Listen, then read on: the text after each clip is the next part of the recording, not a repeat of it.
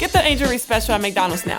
Let's break it down. My favorite barbecue sauce, American cheese, crispy bacon, pickles, onions, and a sesame seed bun, of course. And don't forget the fries and a drink. Sound good?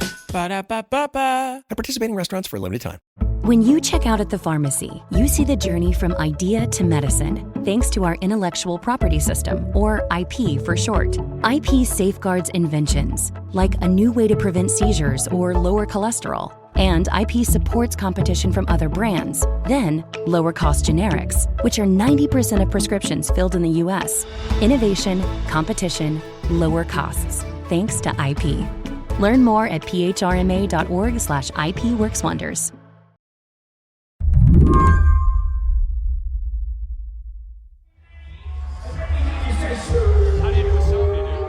A few days before President Trump's inauguration, partygoers in black tie were swaying back and forth to a Snoop Dogg set in the Mellon Auditorium in Washington, D.C.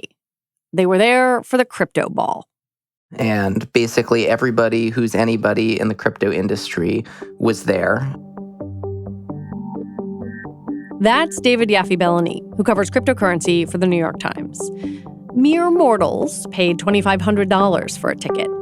For $100,000, partygoers could get up close and personal with the big names.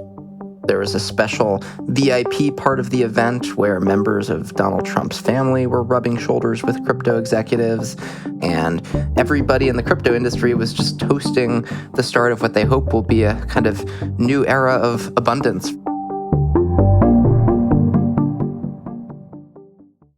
It was a moment the industry had been waiting for ever since it poured tens of millions of dollars into the election.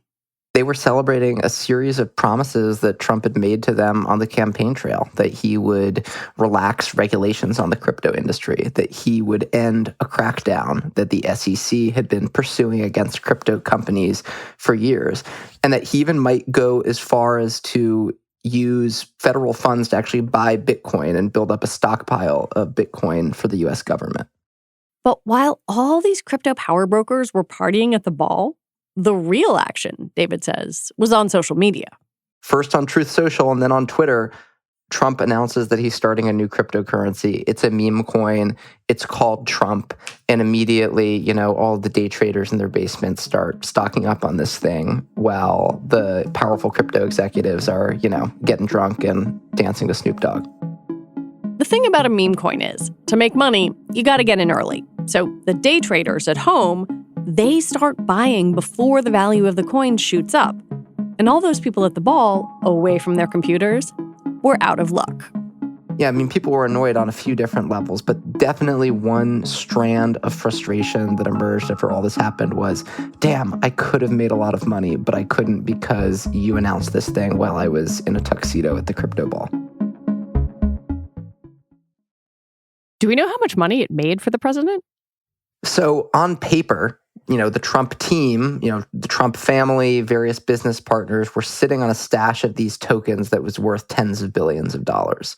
Tens of billion with a B.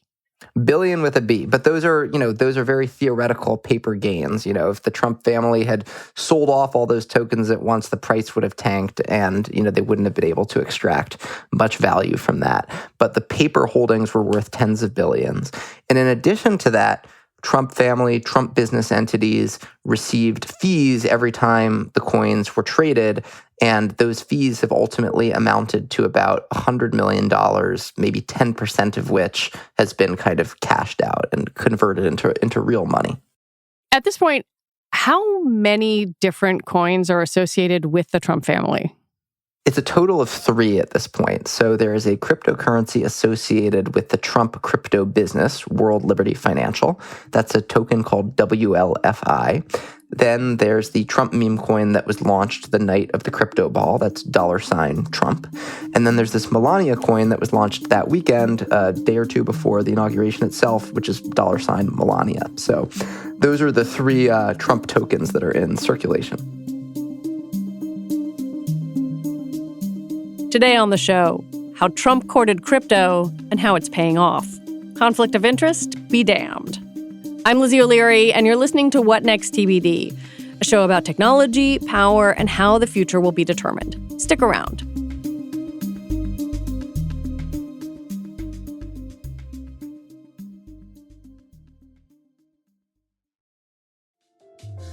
This podcast is brought to you by Progressive Insurance. Fiscally responsible, financial geniuses, monetary magicians. These are things people say about drivers who switch their car insurance to Progressive and save hundreds. Because Progressive offers discounts for paying in full, owning a home, and more. Plus, you can count on their great customer service to help you when you need it, so your dollar goes a long way. Visit Progressive.com to see if you could save on car insurance. Progressive Casualty Insurance Company and Affiliates. Potential savings will vary. Not available in all states or situations. At Sierra, discover great deals on top brand workout gear, like high-quality bikes, which might lead to another discovery. Getting back in the saddle isn't always comfortable. Good news is Sierra has massage guns. And chafe wipes, too. Discover top brands at unexpectedly low prices. Sierra, let's get moving. You and I have talked before at length about the crypto industry's enthusiasm for President Trump. The ball that you're describing paints a very vivid picture of their excitement. How does this growing list of Trump coins land for the industry? What do they think? I think initially there was a lot of enthusiasm. When the Trump coin first launches, you have people saying, this is amazing. It's the president of the United States kind of embracing our industry. This is going to be a moment where a lot of people who've never owned crypto before buy it for the first time. It's going to be this watershed for crypto and for its widespread adoption. But the tune of the industry starts to change after the Melania coin is launched. And suddenly people are saying, wait, this is exploitative. You know, the Trump family is just trying to go after our money. You have people say things like, wait, isn't it a conflict of interest that the president of the United States who regulates crypto has his own coin? And it's like suddenly the eyes of the industry are open to things that had been obvious to lots of other people for months. And it was this sort of like remarkable moment where you saw a very kind of public, at least, temporary, but very public break from Trump, which is not something that you've really seen at all since he won the election from any kind of corner of his support. How do they feel about him now? I think a lot of that anger has cooled off. There's maybe still some skepticism. People are still kind of resentful about how this meme coin launched. They feel like they lost money and it was unfair. But Trump has proceeded to do a lot of things that benefit the industry. He issued an executive order about crypto in his first week in office, which didn't do a lot concretely, but it sort of laid the stage for a lot of the things that the crypto industry is going to want going forward. He pardoned Ross Ulbricht, who is the founder of the kind of the Silk Road crypto-fueled drug marketplace and who's a big cult hero in the crypto world. So that was something the industry was excited about. He's kind of continued to talk about the possibility of launching a Bitcoin strategic reserve, a government stockpile of Bitcoin, which was another campaign promise. And he's also continued to make personnel selections that benefit the industry. The most recent of which is that he chose a crypto insider to lead the Commodity Futures Trading Commission, which is one of the agencies that regulates crypto. So overall, the industry's happy, but there's still some lingering anger, dissatisfaction about how this meme coin thing went.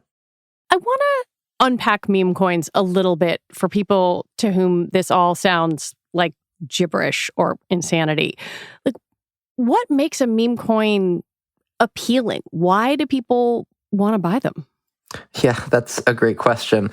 So first, it's worth, exploring how meme coins are different from other types of cryptocurrencies. A lot of people feel that the industry hasn't done a good job showing that crypto has practical utility, but some of these currencies are at least designed to have some sort of utility. They're supposed to make... Because they're pegged to the dollar? They're pegged to the dollar, or they're meant to make payments easier. They're meant to facilitate remittances overseas, or you're supposed to be able to do some fancy automated borrowing and lending with them.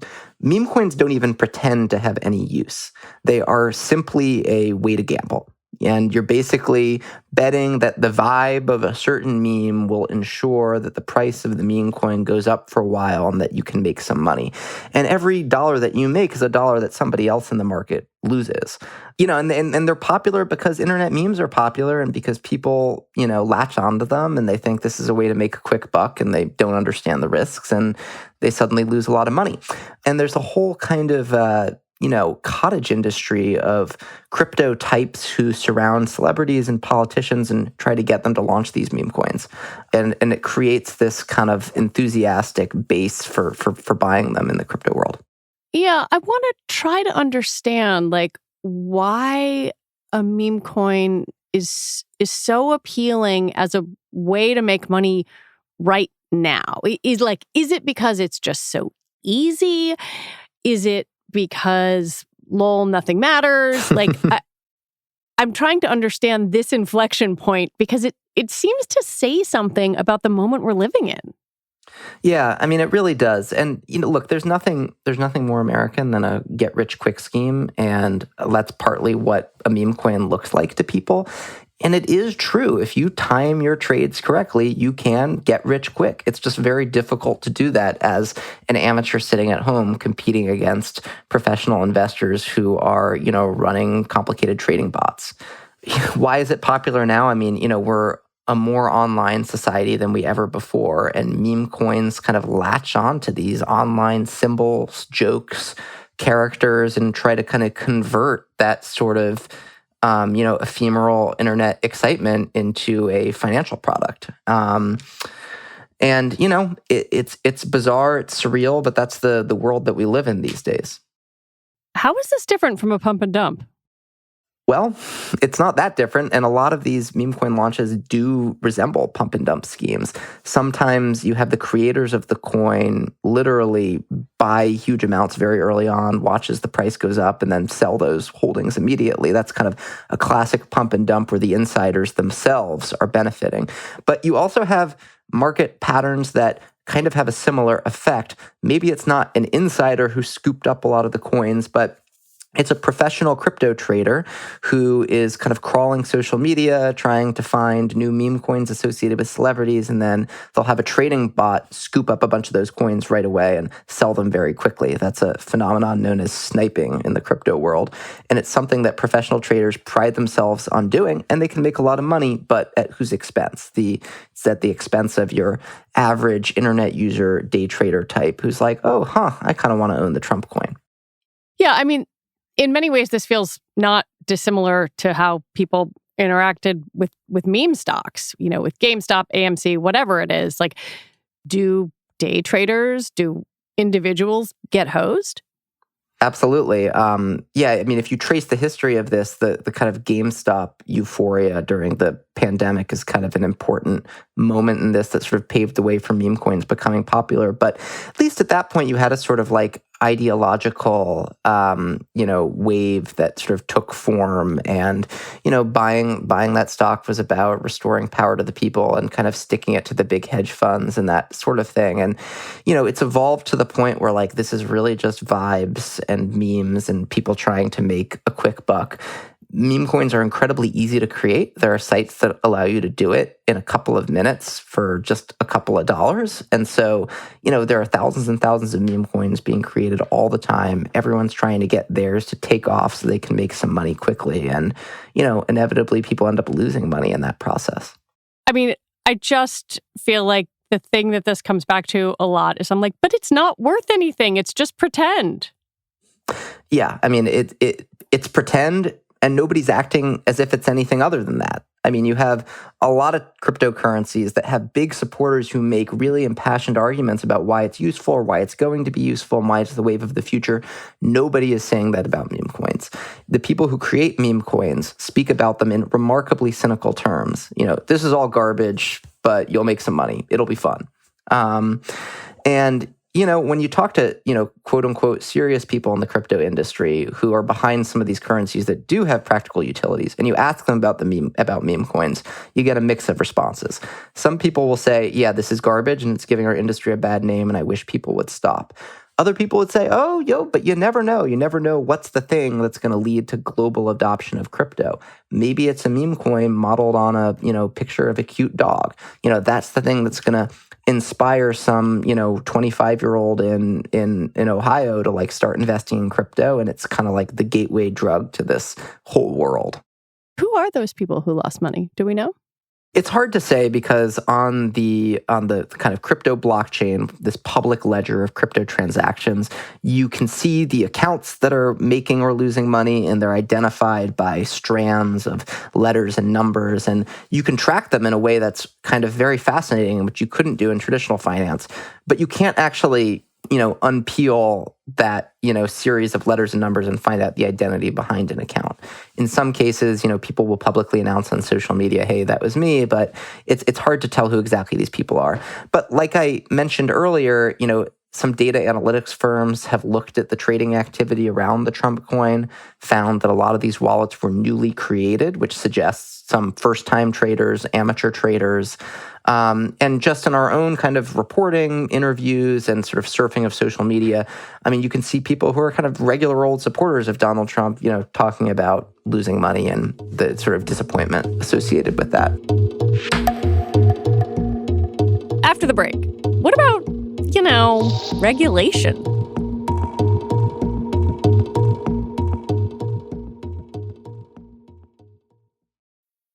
Your data is like gold to hackers. They're selling your passwords, bank details, and private messages. McAfee helps stop them. Secure VPN keeps your online activity private. AI-powered text scam detector spots phishing attempts instantly. And with award-winning antivirus, you get top-tier hacker protection. Plus, you'll get up to $2 million in identity theft coverage, all for just $39.99 for your first year. Visit McAfee.com. Cancel anytime. Terms apply. I can say to my new Samsung Galaxy S25 Ultra, hey, find a keto-friendly restaurant nearby and text it to Beth and Steve. And it does, without me lifting a finger. So I can get in more squats anywhere I can. 1, 2, 3. Will that be cash or credit? Credit. 4. Galaxy S25 Ultra, the AI companion that does the heavy lifting so you can do you. Get yours at Samsung.com. Compatible with select apps. Requires Google Gemini account. Results may vary based on input. Check responses for accuracy. My dad works in B2B marketing. He came by my school for career day and said he was a big ROAS man. Then he told everyone how much he loved calculating his return on ad spend. My friends still laugh at me to this day. Not everyone gets B2B, but with LinkedIn, you'll be able to reach people who do. Get $100 credit on your next ad campaign. Go to linkedin.com/results to claim your credit. That's linkedin.com/results. Terms and conditions apply. LinkedIn, the place to be, to be. So on the campaign trail, obviously, President Trump courted the crypto vote. He would demonize Gary Gensler, the Biden SEC chair. Now, Paul Atkins is the SEC chair, more pro-crypto. But is Atkins and are the CFTC just going to pretend that it's normal to have the president and his family members making meme coins? That's an open question. Paul Atkins hasn't been confirmed yet, so we don't know exactly what he's going to do. But if you look at the pattern that's playing out in the Justice Department right now, it seems like these political appointees of Trump are basically willing to do what he wants them to do without asking too many questions. And so I would be pretty surprised if you saw the SEC or the CFTC embark on some sort of serious investigation of, pump and dump patterns in the launch of the Trump meme coin. It's just sort of hard to imagine. That's not how Trump operates. And, you could see him firing people who cross him in that kind of way. So I'd be pretty surprised if we saw any real regulatory scrutiny of the conflicts of interest associated with these crypto launches. On Friday, the crypto exchange Coinbase said that the SEC agreed to drop a lawsuit against the company. The government had sued Coinbase 2 years ago, alleging that the digital currencies sold on its platform were unregistered securities that put consumers at risk.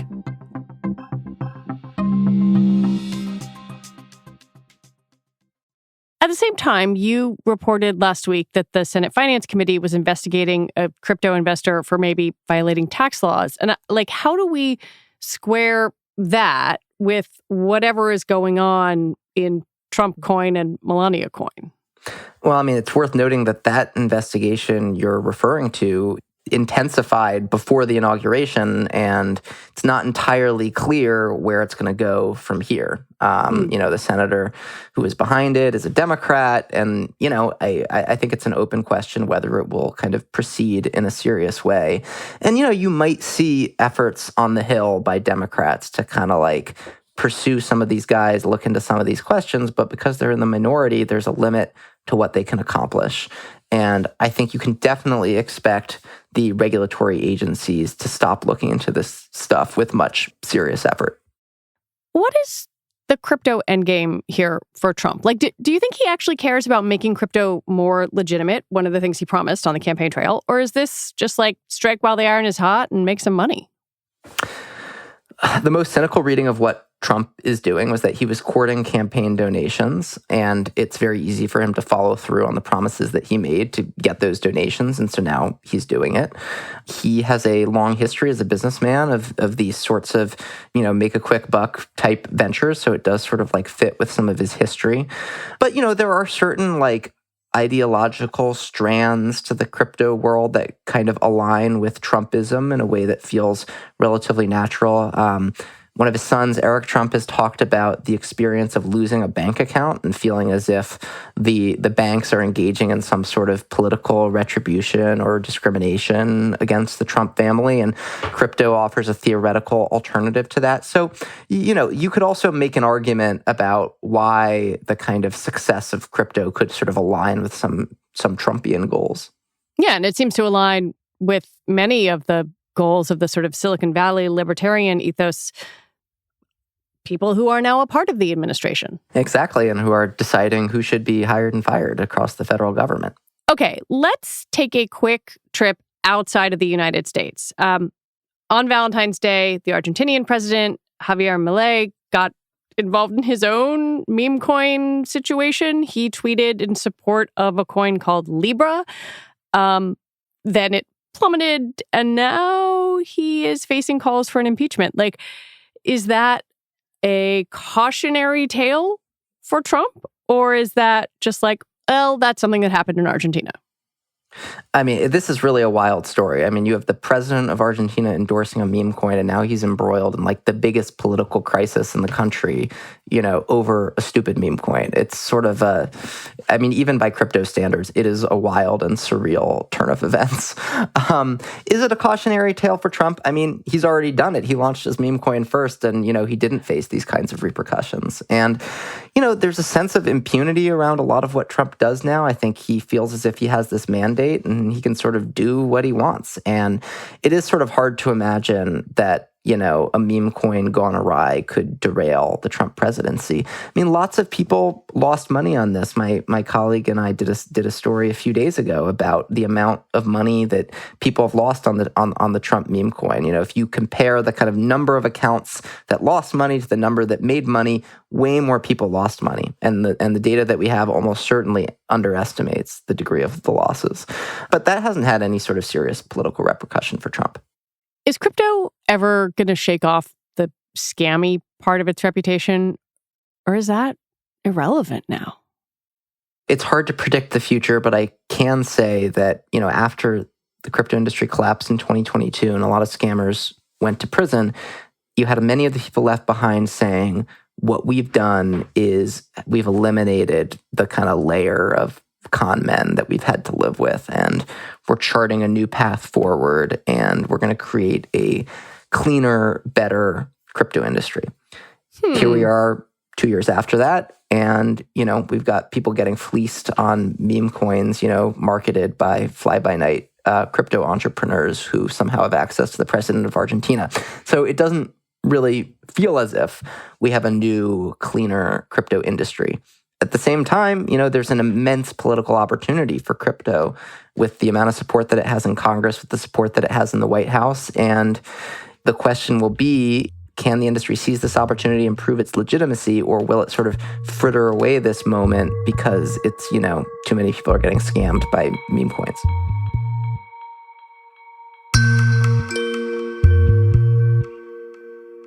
David Yaffe-Bellany, it is, as always, illuminating to talk to you. Thanks so much for having me.